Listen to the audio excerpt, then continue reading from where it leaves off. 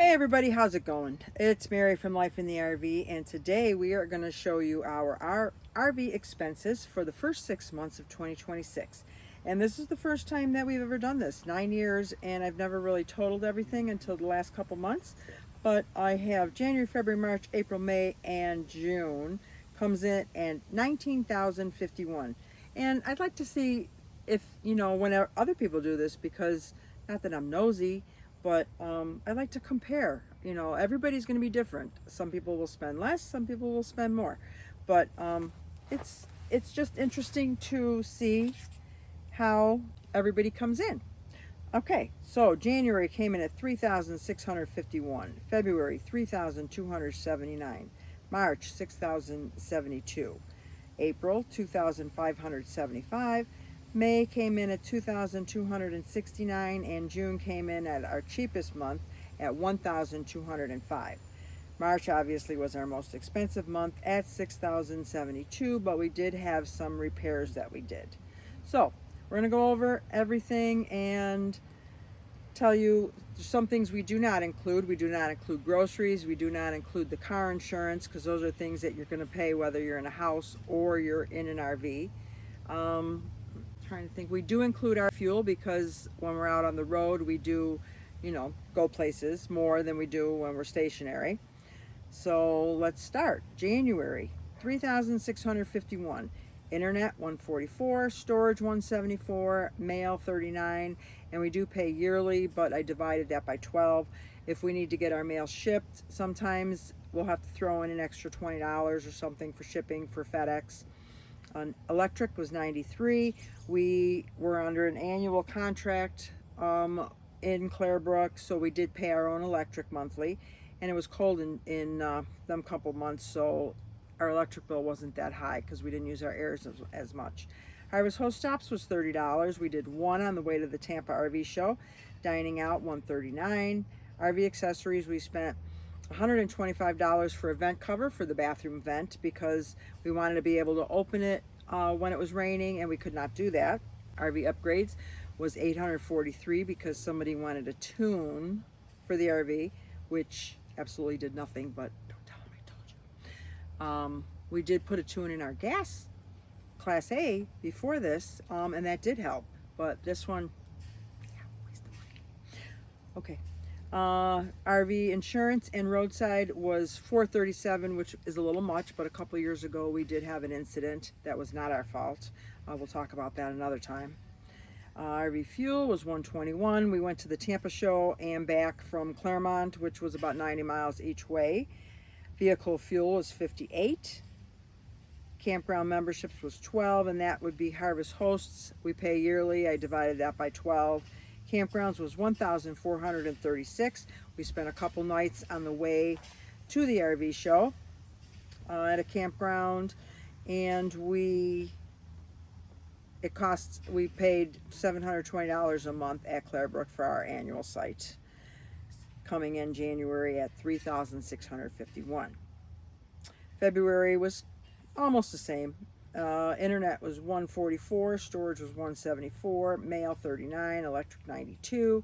Harvest Host stops was $0. We didn't stop anywhere. Activities was $17. Dining out was $159.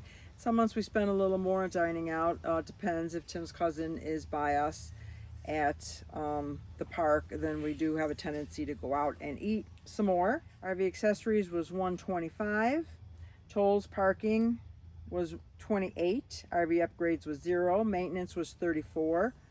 We did replace the oil. We did the oil change in the generator before we left. RV insurance $437 again. RV fuel $262. We headed down to the Keys and the United Rally in West Palm Beach, so our RV fuel was a little bit more. That was right about the time the gas started to go up. Vehicle fuel was $55. Campground memberships was still $12. Campgrounds $1,701, because we went to the Keys. So $720 was for our monthly lot rent at Clarebrook, and then the rest was in the Keys. We stayed at a Bluefin, it was called, for one night on our way down from the United Rally. That did also include our our United Rally fees for the, it was at like a fairgrounds, so that includes that as well. And we also stayed at a KOA in the Keys, Sugarloaf Key. February comes in at $3,279. March came in at $6,072. That was our most expensive month this year. Internet $144, $174 for storage, mail $35, electric $46. That was our last month at Clarebrook. Harvest Host was $0. Activities was $154. We were down in the Keys. We did a few more things down there, so our activities were a little bit more. Dining out was $187. Obviously, we ate in the Keys as well. RV accessories, $150 we spent on some chairs, which we didn't need, but we bought them anyways, because I don't know why. Tolls, $20. RV maintenance and repairs, $2,174, and that was because we had two toppers that decided they were no good anymore. The bedroom slide and the dining room slide. So we replaced both of those, but we also added a window awning over the two windows on the other side of the RV, which I've been wanting for 3 years since we bought the RV, so that was worth it, in my opinion. RV insurance was $290. It went down because we renewed for our yearly renewal, and it had gone down, thankfully. Event fees were $150. We signed up for the Adventure Bandits Texas rally, which we ended up not being able to go to due to health reasons, but we do have a credit for one of their coming up future rallies. RV fuel was $192. We came back from the Keys. Vehicle fuel was $220, which was a little bit much, but our truck is not the best on fuel, and we did do a lot of driving around while we were in the Keys. Campground memberships, $912. We put down the $900 for the adventure membership for 1,000 Trails, so that was our deposit. Campgrounds, $1,224, included some stuff in the Keys. Campgrounds, it included, we had to pay an extra $20 a night for Miami Everglades, which is an Encore resort Trails collection, and also Fort Myers Beach was an extra $20 a night. As part of the 1,000 Trails plans. So, and $720, that was our last month at Clarebrook that we had to pay our annual lot rent, monthly lot rent, coming in at a whopping $6,072. April, we started to come down, even though we started to travel and head north. Internet was $144. Storage went up $20. It always goes up in the spring. They usually wait till we leave to raise it because they know we're not there to do anything about it. But that went up to $194. Mail service $35. Electric was $24, and that is for our property in New York because we have to pay that monthly fee no matter whether we're there or not. Harvest Host stops $180, but we did stop at a few breweries and wineries and moonshine places, so $180 was worth it. Let's just put it that way, in my opinion. NASCAR tickets was $228. We were at NASCAR, and Tim's son flew in from California. We did not have tickets for the Friday night truck race, so we purchased them ourselves, and that was $228. Dining out was $142. RV accessories, $152 were for MCUs, motion control units. They go in the back of the RV underneath, and they help prevent rocking. We had a $100 off coupon, which is why we got it before it expired. So, is it worth it? I don't know because we didn't put them in yet. Tolls and parking and parks, because we went to a few state parks in the Keys, $20. RV maintenance and repairs, $36. We replaced the toilet seal on the toilet. And if you saw any of my videos, you'll know that we did that after trying the hot water trick. But so far that has helped this toilet. RV fuel, which includes $22 in DEF, $6.89. That was right when the war started or whatever started that increased the gas prices, so we really didn't have no choice on those fees. And we do use open roads and mud flap in order to save money. Vehicle fuel, $85.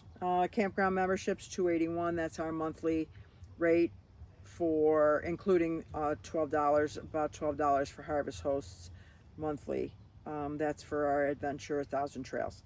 Campground $75. I'm not sure. We might have had to pay extra somewhere for our Encore resorts on our way up. I'm not sure what that was for, but April came in at $2,575. May came in a little less, $2,269.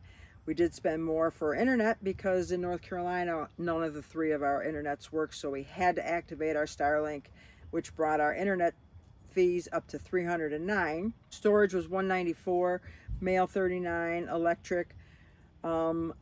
It says electric, but that includes mower gas for our property. So that's like utilities and things that we need at our property, which is $97. Harvest Host stops was high again, $176.